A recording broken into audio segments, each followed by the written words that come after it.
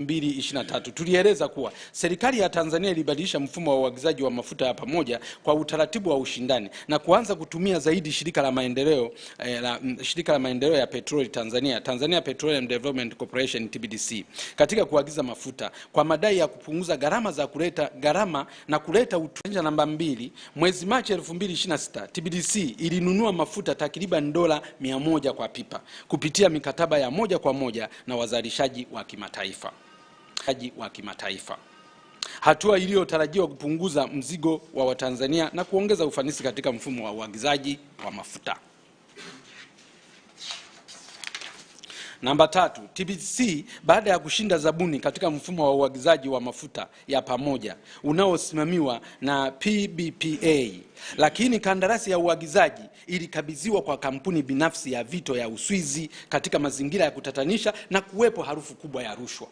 Kwamba serikali tuambia kwamba inataka imweke TPDC aweze kuagiza mafuta yeye ili aweze kutuletea mafuta kwa bei nafuu.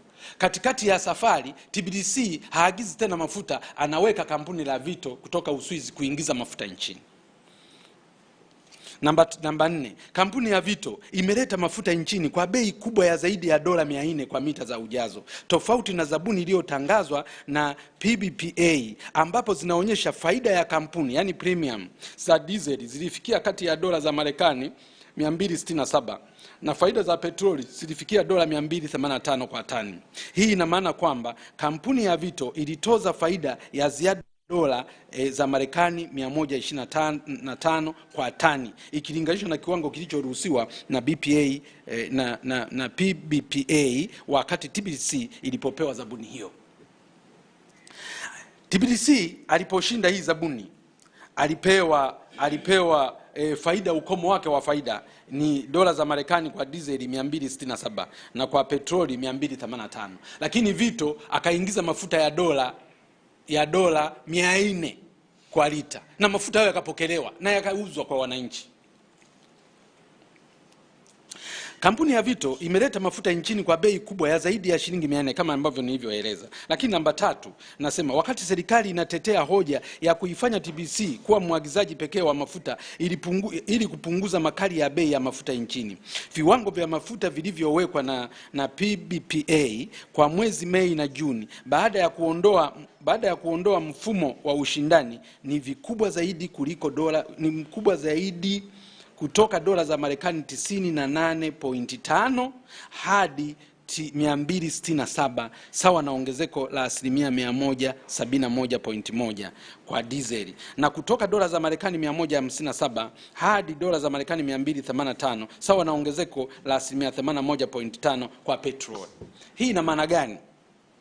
Hii ina maana kwamba pamoja na kwamba kwanza TPDC kama tulivyoona kwamba aliwekewa ukomo katika tenda yake hiyo, aliwekewa ukomo wa faida ya dola za Marekani 267 kwa diesel na dola za Marekani 285 kwa petroli katika tenda yake, lakini huyu Vito akaleta kwa 400. Bado kuna kashfa nyingine ya kampuni hilo la TPDC kwamba lilipataje huo ukomo wa faida hizo premium, kwa sababu tenda ya mwezi Aprili iliyopita, tenda ya mwezi Machi na Aprili zilizopita zilionyesha kabisa kwamba premium iliyokuwa inalipwa katika diesel ilikuwa ni dola za Marekani 98.5. Wao wamekuja kuipata wapi? Dola 267. Kwenye petroli ilikuwa ni 157. Wamekuja kuipata wapi? 285. Na watu wataenda kusoma vielelezo tumeviweka ambavyo vinavyoonyesha trend yote katika mwezi wa Mei na mwezi wa June, lakini na mwezi wa Aprili, ambako kwa sababu sheria inasema ukitaka kutumia single source ya aina yoyote ile lazima utumie bei za ushindani zilizopatikana nyuma yake, lakini kwa hapa haikufanyika hivyo. Kampuni ya Vito inauza mafuta kwa bei ya chini katika masoko ya Zambia na Jamhuri ya Kidemokrasia ya Kongo, yani DRC, kupitia bandari ya Beira. Aidha, kampuni hiyo imepeleka mafuta ya bei ya chini ya dola za Marekani 100 ikilinganishwa na Tanzania. Kwa hiyo wenzetu wanauziwa kwa bei ya chini kabisa na sisi tunauziwa kwa chini ya dola 100, yani tofauti ya dola 100 na wenzetu. Viwango vya faida kwa makampuni yani premium nchini Tanzania kupitia EURA ni dola za Marekani 267 kwa tani. Viwango hivi ni vikubwa ikilinganishwa na nchi jirani, mfano Zambia kupitia mamlaka yake ya nishati.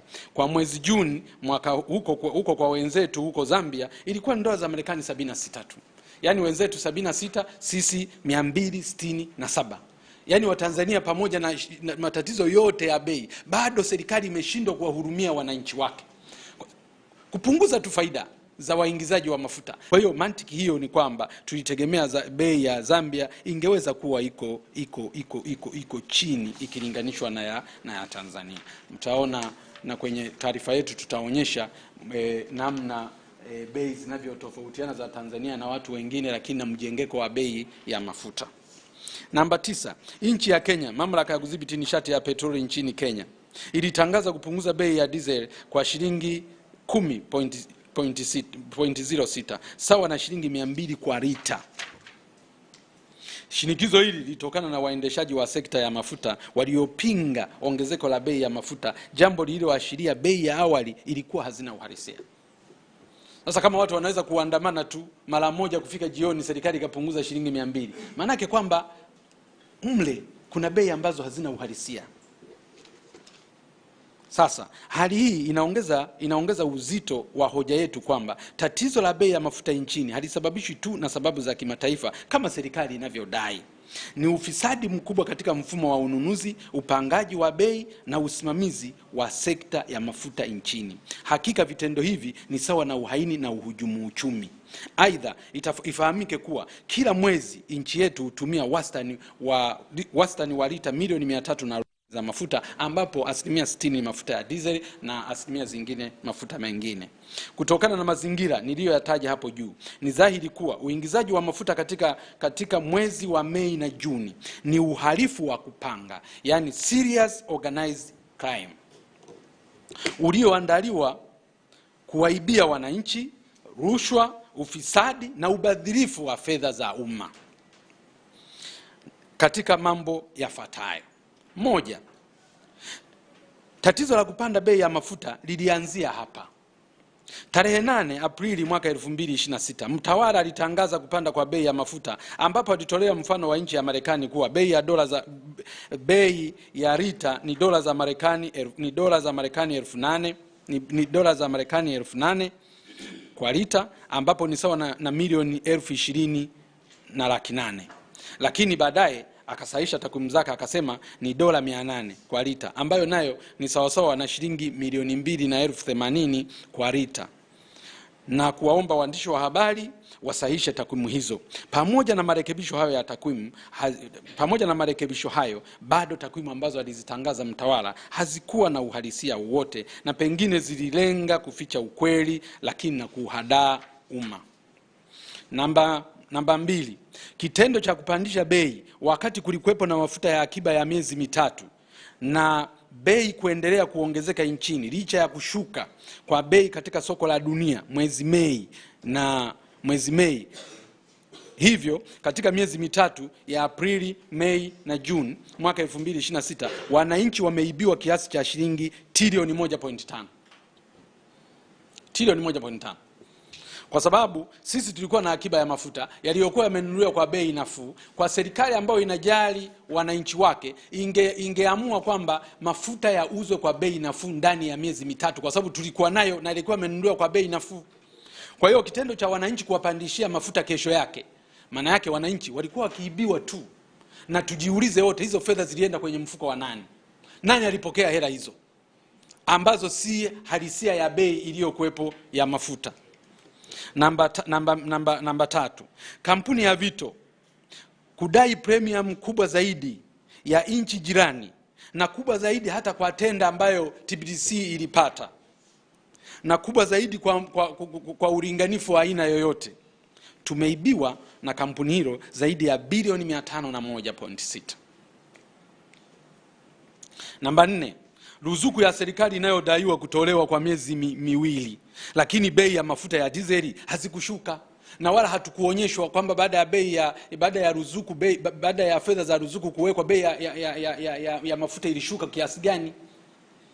Kwa hiyo tunaona kabisa kwamba pale na kwenyewe fedha za umma zile ni kwamba zimetafunwa tu, ni kama zimeibiwa, hazikulipia gharama ya kupunguza mafuta, na badala yake zimeishia kwenye mifuko ya viongozi wasio waaminifu, ambao ni jumla ya shilingi bilioni 161.98, nazo hizi zitakuwa zimeliwa. Namba 4, baadhi ya makampuni ya Zambia na DRC yameanza kuepuka kutumia bandari ya Tanzania kama njia kuu ya usambazaji na usafirishaji wa mafuta, na hivyo kupoteza mapato mengi ya serikali. Sasa nyinyi kama mnadai gharama kubwa zaidi kuliko wenzenu kwa zaidi ya dola 100 kwa metric ton, obvious kama mfanyabiashara ataangalia bandari iliyoko karibu ambayo inauza mafuta kwa bei nafuu, na wataopti kwenda huko. Na kwa taarifa tulizo nazo sisi, zaidi ya metric ton 90,000 ambazo ni sawa na lita milioni 90 zilizokuwa zinatakiwa zisafirishwe kwenda nchi jirani, mpaka sasa hivi hazijasafirishwa kwa sababu wamenunua hayo mafuta, wamecompensate kwenye nchi zingine, na haya mafuta yamebaki stranded. Kwa hiyo ina maana kwamba wafanyabiashara wetu wameshikiliwa fedha zao kwa sababu hawajauza mafuta hayo, na hivyo hata serikali yenyewe haiwezi kukusanya chochote katika eneo hilo. Hivyo katika miezi mitatu ya Aprili, Mei na Juni, inakadiriwa taifa letu limepata hasara ya shilingi trilioni 2.16, trilioni 2.16, ambako kati yake trilioni 1.5 kama nilivyosema ni upandaji holela wa bei ya mafuta. Na huu upandaji holela sio tu kama inapandishwa holela, maana yake unapandishwa holela ili fedha hizo ziingie kwenye mifuko ya watu. Lakini nyingine ni huyu kuruhusu kampuni la Vito kuja na bei yake ambaye haijulikani hata alipewa na nani mamlaka ya kutoza bei kubwa kiasi hicho. Haipo kwenye ushindi wa tenda, haiko mahala popote, na haiko compared na zile bei zilizokuwa zinapatikana wakati makampuni mengine yalikuwa yanashindana. Ziada ya kampuni ya Vito ambayo nimesema ni bilioni 500 kama na moja, lakini fedha zingine bilioni 161.98 zilizokuwa zimepangwa na serikali kwa ajili ya kulipia ruzuku, na zenyewe tunaona kama ni ruzuku hewa. Yani ni ruzuku ambayo imetolewa ikatambulishwa kwamba inaenda kulipia wananchi, lakini ukweli ni kwamba imechotwa, imewekwa mfukoni mwa watu, kwa sababu haikushusha bei za mafuta, na hata bei zinazotangazwa na yura za kila mwezi hazijaonyesha kwenye chati kwamba ilizishusha bei kwa kiwango gani. Kwa hiyo mtaona kwamba mwanzo chama cha ACT Wazalendo wakati tunatoa msimamo tulionyesha kwamba ni bilioni 700 katika uchambuzi wetu, lakini baada ya kwenda kwa kina kwamba serikali ilikuwa kwamba kama taifa tumekula hasara ya shilingi bilioni 700, lakini tulipoenda kwa kina ndio tukaenda kugundua kwamba sio bilioni 700, ni trilioni 2.16. ndio hiyo kashfa ya uagizaji wa mafuta hapa nchini. Na watu wote waelewe kwamba hatuko hapa kwa ajili ya kumuonea mtu kwa namna yoyote ile. Mazingira yaliyotengenezwa katika hii skando ya kufaulisha mchoro huu ni mashirikiano makubwa sana kati ya viongozi wa serikali na hilo kampuni. Na ndio maana makampuni mengine yote yaliyokuwa yanaingiza mafuta hapa nchini, ilipofika mwezi Aprili yakaambiwa yakae pembeni. Ikabaki kampuni moja tu la TBDC, shirika la TBDC ndio linaingiza mafuta nchini.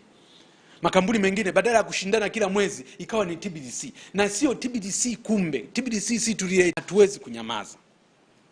Kutokana na hayo, ACT Wazalendo msimamo wake wa awali ulikuwa kama ifuatavyo. Tulitaka mkataba wa TBDC na kampuni la Vito ya Uswizi uvunjwe na kurejea utaratibu wa ushindani kupitia wakala wa uagizaji wa mafuta kwa pamoja. Tulitaka uchunguzi huru na wakina ufanyike katika utoaji wa zabuni ya mwezi Mei na Juni. Lakini 3, tulitaka wakati wa uchunguzi ukiendelea, waziri wa nishati, viongozi wa TBDC, PBPA na EURA wakae pembeni ili kupisha uchunguzi huo. Namba 4, matokeo ya uchunguzi yawekwe wazi kwa umma na hatua za kisheria zichukuliwe dhidi ya yeyote atakayebainika na kusababisha hasara kwa taifa. 5, kampuni ya Vito iwekwe katika orodha ya tahadhari, yani watch list, na baadaye iwekewe vikwazo vya kushiriki zabuni za umma, yani blacklisted, katika miradi ya uagizaji wa mafuta nchini Tanzania. Katika siku za hivi karibuni, kuanzia mwaka wa 2024, taasisi za umma zimekuwa zikitumika kuzikingia kifua baadhi ya makampuni yasishiriki ushindani wa kibiashara na mikataba. Ushindani wa kibiashara na mikataba, yani monopoly contracts.